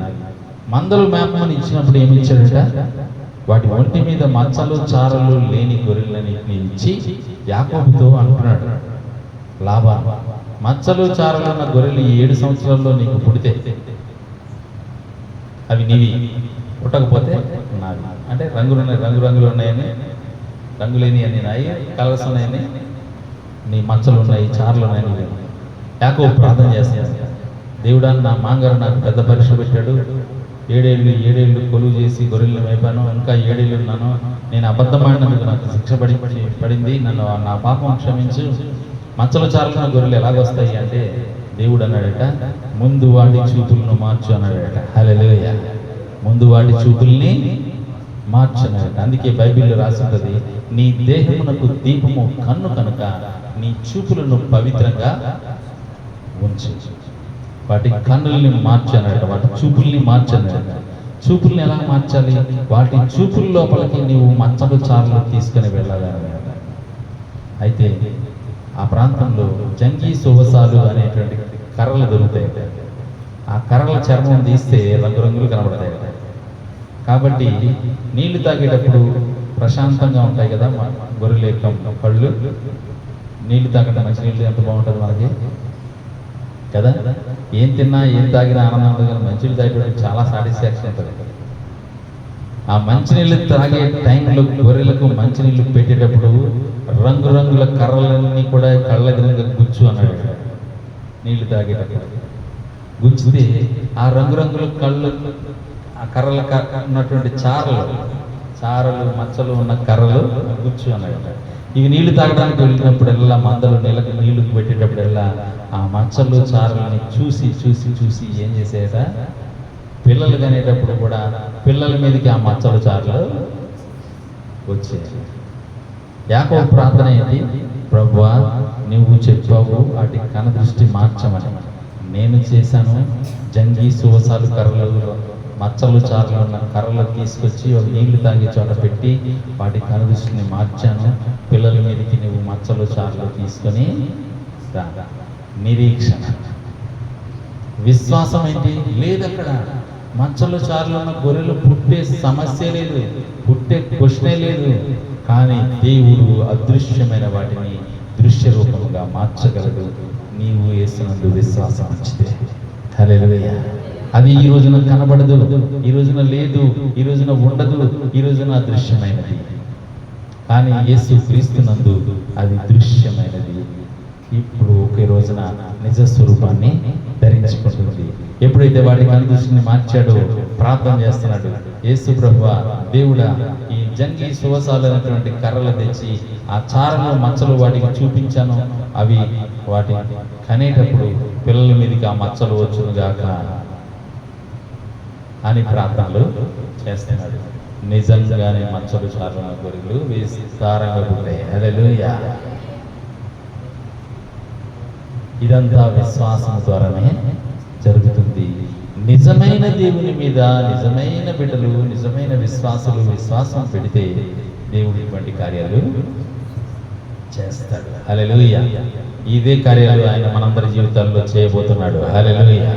కాబట్టి మన విశ్వాసానికి కర్త, దాన్ని కొనసాగించేవాడు. నీకు మంచి పరిశుద్ధమైన, శ్రేష్టమైన, స్వచ్ఛమైన విశ్వాసము సంబంధి వలె నీవు ఉండాలి అని అంటే ఒక మాట ఉంది, అది నేను చెప్పి ముగిస్తాను. చూడండి, హెబ్రీయులకు రాసిన పత్రిక 12వ అధ్యాయము 1వ వచనం. ఎంత గొప్ప సాక్షి సమూహం మేఘము వలె మనల్ని ఆవరించి ఉన్నది. మేఘం ఎలా ఆవరించింది? ఎంత గొప్ప సాక్షి సమూహం కదా. ఏలియా, ఎలీషా వంటి వారు, అబ్రహాము, ఇస్సాకు వంటి వారు, యాకోబు వంటి వారు సాక్ష్యాల ద్వారా మనల్ని ఆవరించి ఉన్నారు. అదృశ్యమైనటువంటి కార్యాలను దృశ్య రూపంలోనికి మార్చుకున్నారు. మనం కూడా మన జీవితంలో అదృశ్యమైన ప్రార్థన అవస్థలను సాక్ష్యాలుగా మార్చుకున్నాం. హల్లెలూయా. ఇంకొక అడుగు ముందుకు వేద్దాం. మనం ఇప్పుడు సాక్ష్యాలు చెబుతున్న మనం రాబోయే దినాల్లో వాక్యాలు చెబుతాము గాక. ఆమేన్. హల్లెలూయా. నువ్వు తలస్తున్నావు ఆ పని చేయాలని, సరిగ్గా టార్గెట్ పెట్టు. హల్లెలూయా. సరిగ్గా లక్ష్యం గురిపెట్టు. యేసు ప్రభువా, నేను వచ్చే రోజుల్లో అన్య భాషలు మాట్లాడదాం ప్రభువా. నేను అన్య భాషలు కళ్ళలో మాట్లాడాను. కళ్ళ అంటే అడుగుతుంటే దేవుడు నాకు ఒక దృశ్యం చూపించాడు. కళలో అన్య భాషలో మాట్లాడు. నేనన్నా మాట్లాడుతున్నాను అన్య భాషలో. ఆ వారంలోనే అన్య భాషలో వచ్చేసాయి. హల్లెలూయా. కాబట్టి ఎవరికైనా ఆత్మస్థ నింపబడలేదు అనేవాళ్ళు ప్రార్థన చేయడం. ప్రభువా, నేను దెయ్యాన్ని వెలగొడుతానంట, నేను దెయ్యాన్ని వెలగొడతాను, యేసు నామంలో వెలగొడతాను, అంత పరిశుద్ధ నాకు దయచేయి, సరి చేసుకోమంటే సరి చేసుకుంటాను, ఏ విషయంలో దిద్దుకోమంటే ఆ విషయంలో దిద్దుకుంటాను ప్రభువా అని నువ్వు దేవుడితో కమిట్మెంట్ చేసుకో. దేవుడు ఒక దర్శనాన్ని కళ్ళలో నీకు చూపిస్తాడు. ఏంటది? నువ్వు ప్రార్థన చేస్తే దురాత్మ ప్రార్థన. హల్లెలూయా. ఎందుకంటే నువ్వు శిష్యుడు కావాలి, నువ్వు శిష్యురాలు కావాలి. హల్లెలూయా. దేవుని కొరకు నువ్వు పని చేయాలి. ఎన్ని నెలలైనా ఎన్ని సంవత్సరాల్లోగానైనా నువ్వు త్వరగా ప్రమోట్ అవ్వాలి. హల్లెలూయా. కాబట్టి మన జీవితంలో దేవుడు విశ్వాస సంబంధుల వలె ఉండాలని కోరుతున్నాడు. ఆ విశ్వాసాన్ని ఎంత గొప్ప సాక్షి సమూహం మేఘము వలె మనల్ని ఆవరించి ఉన్నందున మనము కూడా ప్రతి భారమును సులువుగా చిక్కులు పెట్టు పాపమును విడిచిపెట్టి విశ్వాసమునకు కర్తయు దానిని కొనసాగించువాడునైనా యేసు వైపు చూచుచు మన ఎదుట ఉంచబడిన పందెపు రంగములో ఓపికతో పరిగెత్తెదము. హల్లెలూయా. మనము కూడా విశ్వాస సంబంధులుగా ఉండడానికి విశ్వాసమునకు కర్త దాన్ని కొనసాగించువాడునైన యేసు వైపు చూస్తూ. ఒక ప్రసంగికుడట ఎవ్వరు లేరు, కానీ ఇతనికి ప్రసంగికుడు అవ్వాలని కోరిక.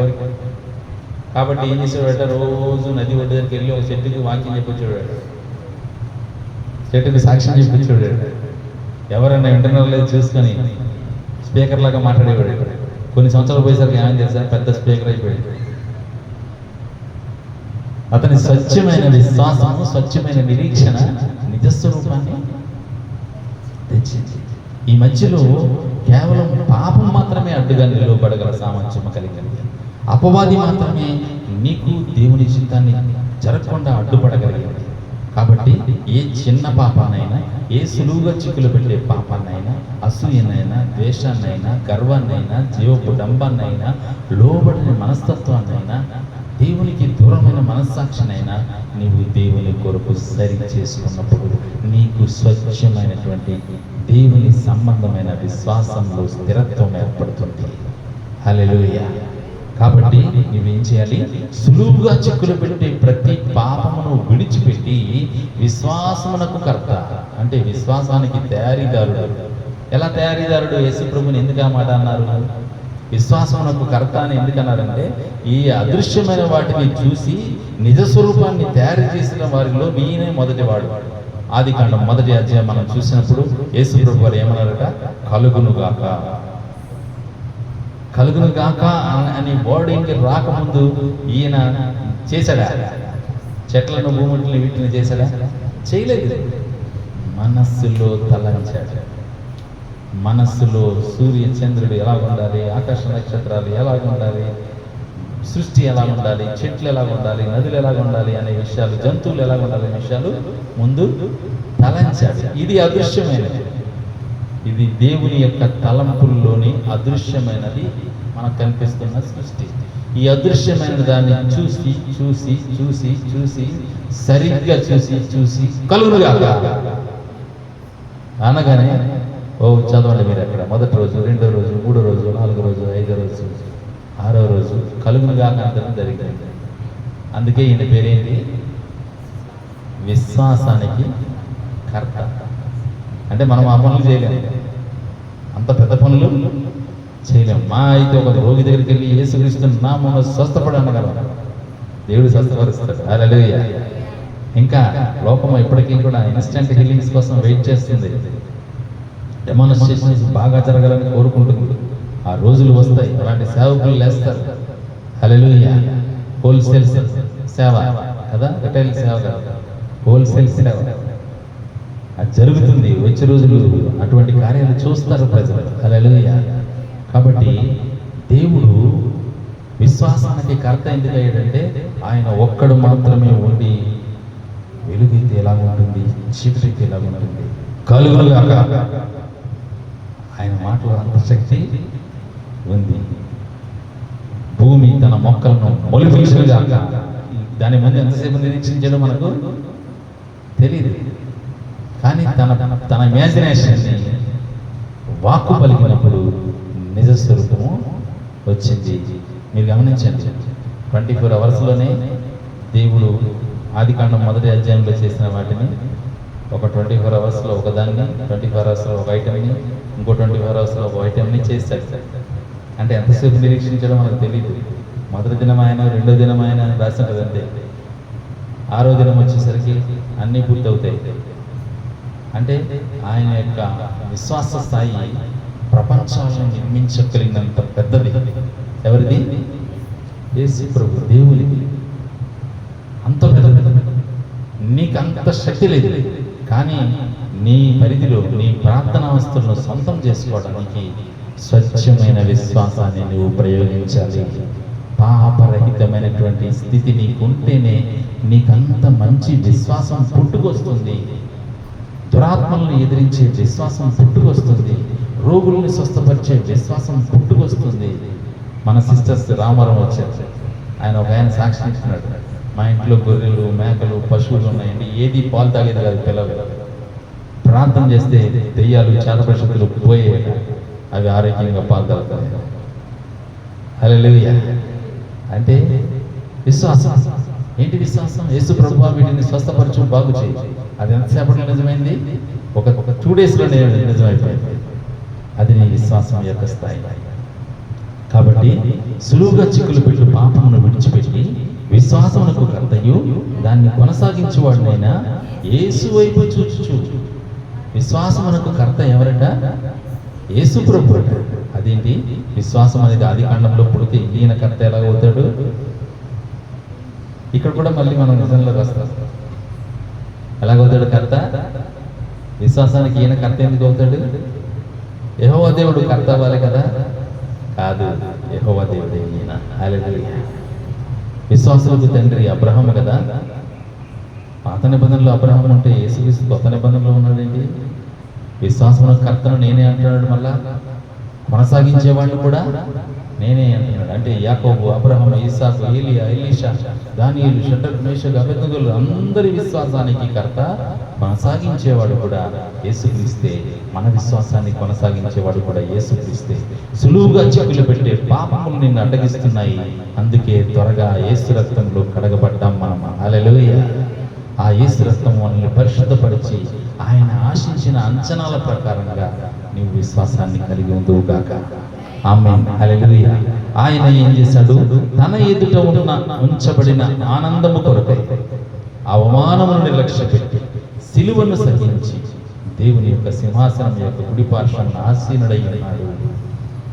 మరలా ఇక్కడ ఇద్దరేమో ఉండేవాడు. ఆయన కుడి పార్శ్వాన ఉన్నాడు కాబట్టి ఆయన లాగా ప్రయాణం చేసే వాళ్ళందరూ కూడా దేవుని దగ్గరకు వెళతారన్న దానికి మాదిరిగా ఆయన దేవుని కుడి పార్శ్వంలో కూర్చుండి ఉన్నాడు అని రాశాను. కాబట్టి నీ విశ్వాసము ఎలా ఉండాలి? మచ్చలేనిదై ఉండాలి. అందుకని ప్రతి దినము నీ తప్పిదాల కోసం యేసు ప్రభువును క్షమించని అడగాలి, దాన్ని సరిచేసుకోవాలి.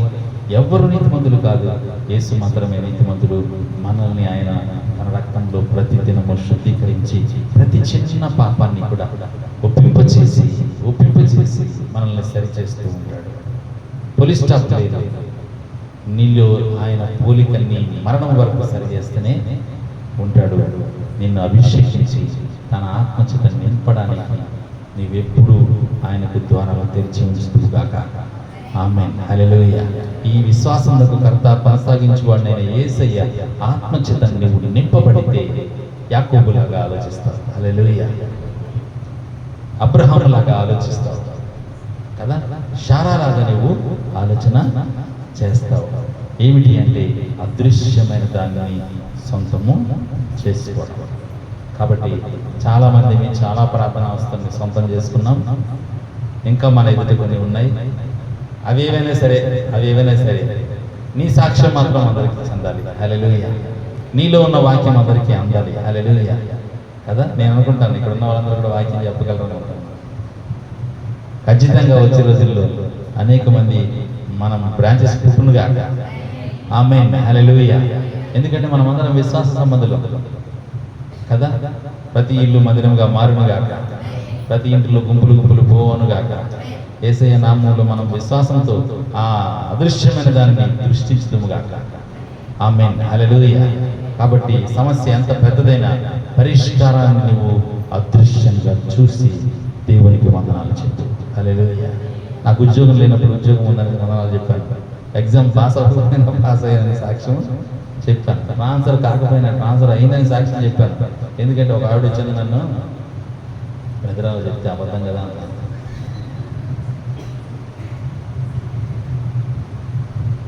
అవునా? అబద్ధం అనుకుంటే నీకు విశ్వాసం లేదని నేను చెప్పేస్తా. జరగకముందే చెప్పేస్తా. ఎందుకంటే దేవుడు ఎప్పుడు ఏ విషయం కోసం 4-5 రోజుల కంటే ఎక్కువ ప్రార్థన చేయమని అనలేదు. ప్రార్థన చేసి గట్టిగా చేసామనుకోండి, ప్రార్థన 4 రోజులు 5 రోజులు, ఆ తర్వాత నేను వచ్చి ఏమంటున్నాడు, నమ్మావనుకో ఎందుకు సాక్ష్యం చెప్పట్లేదు అంటాడు యేసు. నేను నా పరిస్థితి ఏంటి? నమ్మాను, నేను నా హృదయం అంతా నిండిపోయింది విశ్వాసంతో. ట్రాన్స్ఫర్ కావాలని ట్రాన్స్ఫర్ చేయమని అడిగాను. ఎన్ని రోజులు అడుగుతాను అని అంటాడు. ఎన్ని రోజులు అడుగుతానా? అది పెద్ద సమస్యాత్మకమైన ప్రశ్న. అది ఎన్ని రోజులు అడుగుతాను నిజమైన దేవుడిని? ముక్కు కండ్లు నోరు ఉండి విన్నవాడిని అయితే ఎన్ని రోజులని అడగాలి. ఈయన జీవము గల దేవుడు కాబట్టి నువ్వు ఇచ్చానని నమ్ము, అప్పుడు ఇస్తాను అని అంటే, అలాగే ప్రభు ఇచ్చానని నమ్మని 2 రోజులు చేసేవాడు. చేసిన తర్వాత ఇచ్చానని నమ్మినోడు ఏం చేస్తాడు అనేవాడు. ఇచ్చానని నమ్మినోడు ఏం చేస్తాడు? సాక్ష్యం చెప్తాడు. సాక్ష్యం చెప్పట్లేదంటే అర్థం ఏంటి? ఇచ్చానని నమ్మట్లేదని అర్థం. ఇచ్చానని నమ్మట్లేదంటే అర్థం ఏంటి? అడిగింది పొందానని నమ్మట్లేదని అర్థం. కాబట్టి అది జరగదు. ఇంకా నాకు తప్పించుకోవడానికి మార్గం లేదు. పొందానని ఇచ్చినందుకు వందనాలు ప్రభు అని వ్యక్తిగతంగా చెప్తున్నావా, జనాల మధ్య చెప్పనేవాడు. జనాల మధ్య చెప్తున్నాను. ఇంటి దగ్గర వాళ్ళు అనేవారు, నీకు ట్రాన్స్ఫర్ అవ్వకుండా నువ్వు ఎందుకు వెళ్ళి సాక్ష్యాలు చెప్తున్నావు అనేవాడు. దేవుడేమో అడిగిన దాన్ని పొందానని చెప్పు అంటే సాక్ష్యం చెప్తున్నాడు. అప్పటికీ పరిస్థితి వ్యతిరేకంగానే ఉండేది. 3 సార్లు అప్లై చేసిన నా ట్రాన్స్ఫర్ ఫైల్ పక్కనెట్టేశారు. అయినా సాక్ష్యం చెప్తూనే ఉన్నాను. చివరి వారంలో నాకు ఆకర్షించింది. హల్లెలూయా. ఎక్కడ పోస్ట్ అక్కడే, ఏ టేబుల్లో ఏ సీట్ అయితే ఆ సీటే, కంప్యూటర్ సెక్షన్ సీట్ అయినా అది. ఇంటి నెంబర్ మారలేదు, ఆఫీస్ నెంబర్ మారలేదు, సెల్ నెంబరు మారలేదు. చివరి వారంలో ఏం జరిగింది తెలుసా? 3 నెలలు సాక్ష్యం చెప్తే, 1 రోజు 2 నెలలు కాదు, 3 నెలలు ట్రై చేశాను. 3 నెలలు సాక్ష్యం చెప్తూనే ఉన్నాను. నిజామాబాద్, కరీంనగర్, వరంగల్, ఎక్కడికి వెళ్తే అక్కడికి. శామన్నకు ఫోన్ కొట్టాలి, పేరుకి వెళ్ళిపోవాలి, అది ఎక్కడికైనా పర్లేదు. లేకపోతే శామన్ వచ్చి నన్ను పికప్ చేసుకోవాలి, వెళ్ళిపోవాలి, సాక్ష్యం చెప్పాలి. చివరికి సాక్ష్యం చెప్తుంటే, బ్రదర్ మీరు ఇంకా ఇక్కడ ఉన్నారంటే అన్నాడు ఒక బ్రదర్ వచ్చి.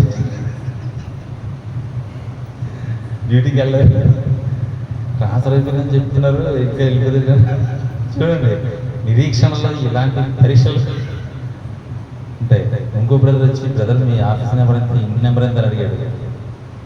అంటే నేనేం చెప్పాలి? అప్పుడు నా విశ్వాసం కరెక్ట్ అయితే ఆ పాత ఏ అడ్రస్ అయితే నేను అడుగుతున్నానో, ఏ పోస్టింగ్ అయితే అడుగుతున్నానో ఆ పోస్టింగ్ నెంబరే ఇవ్వాలి, ఆ టేబుల్ నెంబరే ఇవ్వాలి, ఆ సీట్ నెంబరే ఇవ్వాలి. అవే ఇచ్చాను నేను. పరీక్ష ఎలా ఉండదు చూడండి. విశ్వాసానికి పరీక్ష, కొనసాగించడానికి పరీక్ష, అదృశ్యమైన దాన్ని సొంతం చేసుకోవడానికి పరీక్ష. చివరికి లాస్ట్ వీక్ కూడా ఏం జరగలేదు. ఇలా ఒక ఆయన 3 అప్లికేషన్ క్యాన్సిల్ చేశారు. మీరు ఎందుకైనా మంచిది 4సారి రిక్వెస్ట్ చేయండి, మళ్ళీ ఇచ్చాను. మళ్ళా మార్చాం కదా మనం.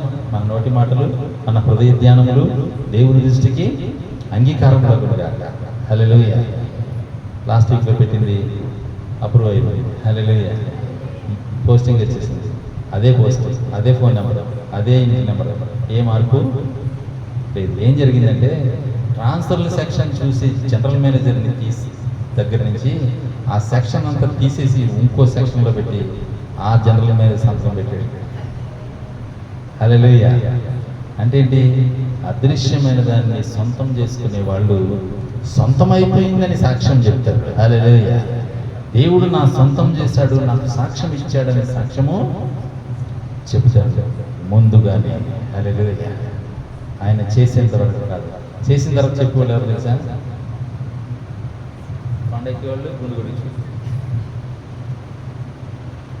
జరిగాక చెప్తాను సాక్ష్యం అనే బ్యాచ్, పాత బ్యాచ్. బయట చుట్టుపక్కల వాళ్ళందరూ అదే పని చేస్తున్నారు. జరిగిన తర్వాతే ఎక్కుతారు కొండ, జరిగిన తర్వాతే కొట్టిన గుండు. మనం కూడా అలా చేస్తాం.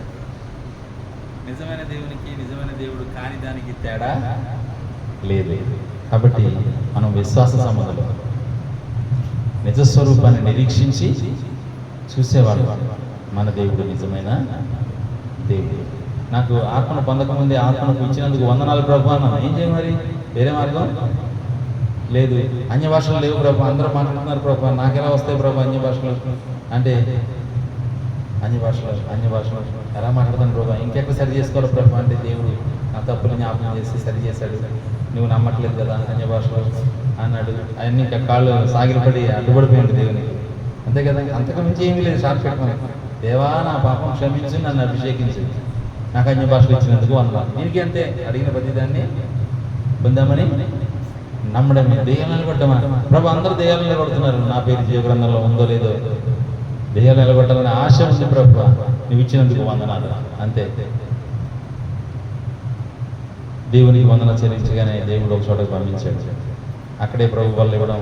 ఆ బ్రదర్ తీసుకెళ్ళిన బ్రదర్ కూడా మా బిఎస్ఎన్ఎల్లో పనిచేసాడు.